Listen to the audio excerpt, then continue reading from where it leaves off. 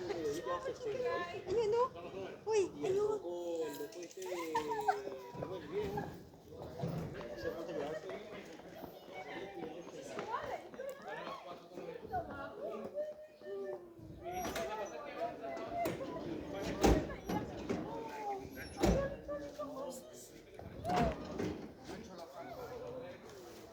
Luwala kayo ah.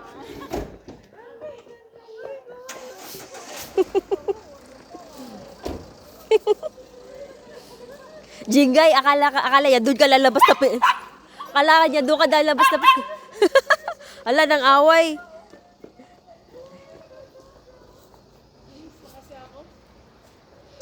Iginigiit niya, Jingay, na hindi ka dyan lalabas. Sabi ko, wala namang ibang labasan. Sabi ko baka mamaya lumabas tayo. Sabi ko, imposible na.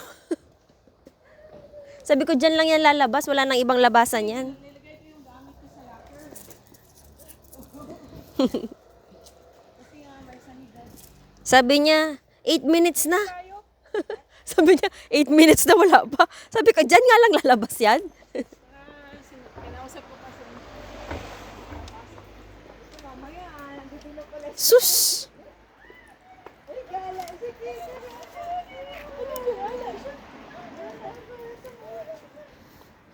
Kala niya doon ka lalabas na pinto. Hindi na ako dumadaan doon sa maraming tao. Ano yung mga bisyo? Natainigan mo yung talagang dumating sa sanibad.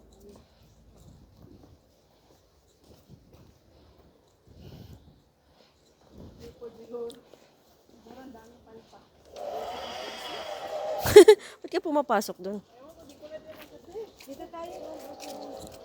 Papunta na dyan. Sabi niya. Ah, see?